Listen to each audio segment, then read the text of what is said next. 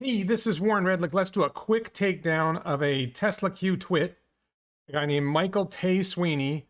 Are you ready? Let's go. So our story starts with a couple of tweets from Elon. This is over a week ago now. Elon talking about how with everything that's going on in the world, we need to increase oil and gas output immediately. Extraordinary times demand extraordinary measures. Obviously, this would negatively affect Tesla, but sustainable energy solutions simply cannot react instantaneously to make up for Russian oil and gas exports. And just really quick, I don't agree that increasing oil and gas output would negatively affect Tesla because there's basically unlimited demand right now for Tesla vehicles. Some increase in oil and gas have minimal effect on Tesla. Maybe Tesla's able to raise prices more because there's more demand, but honestly, Tesla's making tons of money anyway. I don't think it would be a big deal. I'm not sure I buy the negative effect unless oil and gas output was sustained for a long period of time and that lowered price long run, lowered gas prices at the pump long run at a point where Tesla is starting to have questionable demand. But I don't see that coming anytime soon. So this guy, Michael Tae Sweeney, catches these tweets and he says, I think Elon has realized that the rest of the auto industry will eat his lunch if allowed to electrify. Allowed to electrify. And that the most lucrative path forward is one where EVs continue to be a lucrative luxury niche that Tesla can dominate. So first of all, no one is stopping the rest of the auto industry from electrifying. It's an odd thing to say. What are you talking about? Nobody is telling the rest of the auto industry they can't electrify. Other parts of the auto industry are trying to electrify, and of course there are startups. There are Chinese companies that are working on electric vehicles.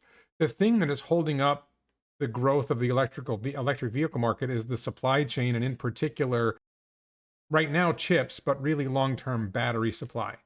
Battery supply is the big thing holding up, not just battery supply, but really most car makers, most EV makers need nickel-based batteries to make vehicles with sufficient range, and nickel is constrained, cobalt is constrained, so it's hard to produce enough materials to make enough batteries to support the electric vehicle growth. So the shift to LFP, the increasing efficiency that Tesla's achieving, is making it possible to make longer range or medium range vehicles with lithium iron phosphate.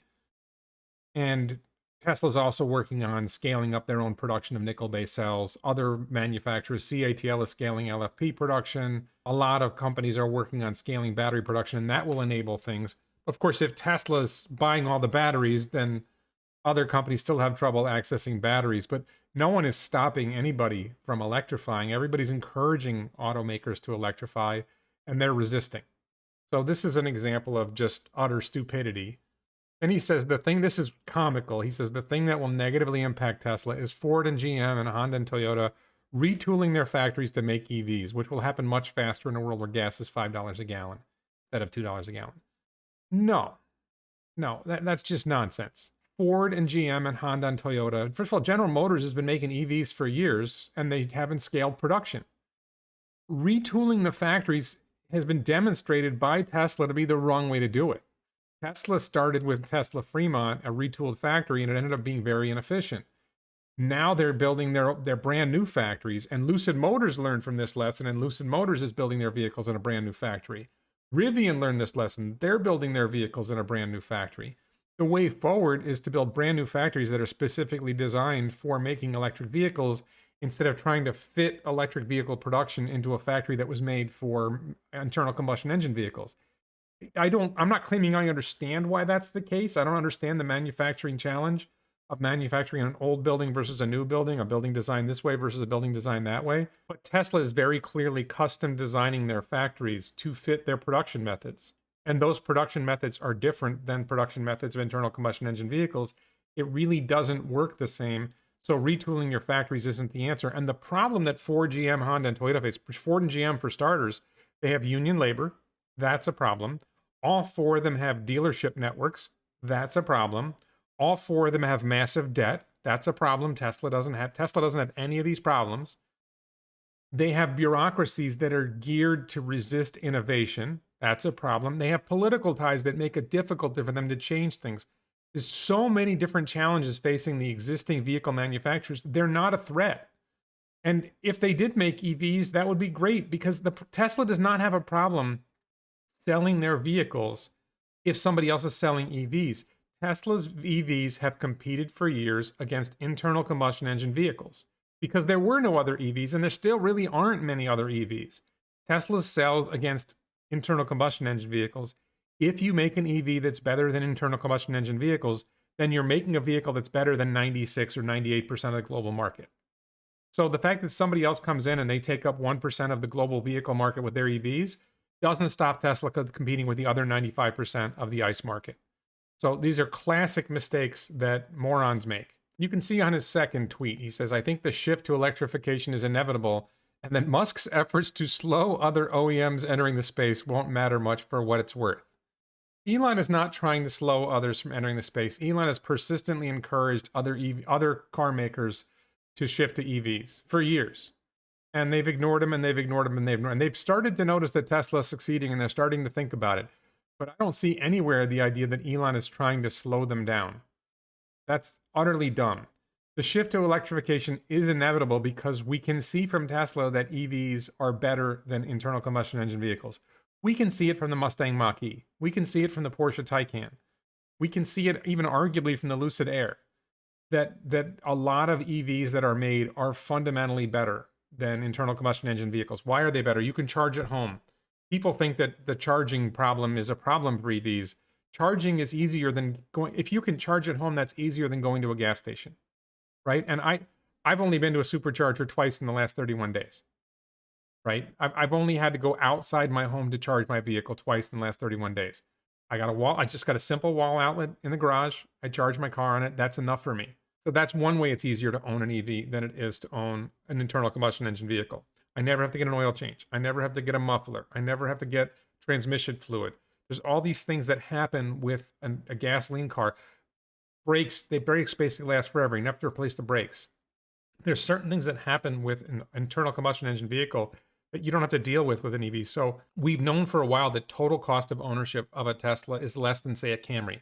Tesla Model 3 versus a Toyota Camry. Even though the upfront price of the Tesla is higher, when you take into account the lower monthly cost of owning a Tesla and the higher resale value at the end of, say, 5 years, it ends up being that it costs less to own a Tesla than it does to own a Camry. The cost of owning an EV ends up being less than the cost of owning an internal combustion engine vehicle. And you have to spend less time, because if you have to get an oil change, you have to spend time getting an oil change. You have to replace a muffler, if you have to get transmission fluid, if you have to replace the brakes, all these things that are much more common with internal combustion engine vehicles or exclusive to internal combustion engine vehicles, they take your time. So there's so many different ways that an EV is better. And, you feel good about it. And they have better acceleration. There's just so many advantages. And they're quiet. There's so many advantages to them. So the shift in electrification is inevitable. And the idea that Elon's trying to slow it down is just dumb. So who is Michael Tae Sweeney? Michael Tae Sweeney is a Twitter account, host of the Nabe Show, and guy on the internet, an Orioles fan for some reason, involved with San Diego, California, and Brooklyn, New York. He endorsed Bernie Sanders for president. And that tells you a lot, because Bernie hates Elon. Bernie hates successful people. Bernie hates entrepreneurs. Bernie hates capitalism. He endorsed Bernie Sanders. That tells you something. Let's find out more. Sweeney says he has this show, the NABE show, a new show about the past, present, and future of the American built environment, hosted by MTSW. That's him, Michael Tae Sweeney. So again, it only has 851 followers. So basically, it appears like he's a nobody. He's got 21,000 followers himself. How this guy has 21,000 followers, what he stands for, I don't know. But he's got 21,000 followers. Well, no wonder I never heard of the guy. The NABE show here on YouTube has 264 subscribers. He did 5 videos. He's got, hundreds of views, maybe a little over 1,000 views. It's a nothing show. He's a nobody. But he has 21,000 followers on Twitter, and I can't find anything else about him. I can't find a LinkedIn profile for him. Who is this guy? What makes him qualified to offer these opinions? And he shows us very straightforwardly in his own tweet that he doesn't really understand, that he's just biased against Elon. He's biased against Tesla for no obvious reason. So there you go. More TSLAQ unveiled, exposed, and torn down. I hope you like that. Please check out my other videos. Support this channel on Locals. Support this channel on Patreon. Really appreciate my supporters. If you like Locals in particular, good exclusive content on that channel. Thank you so much for watching.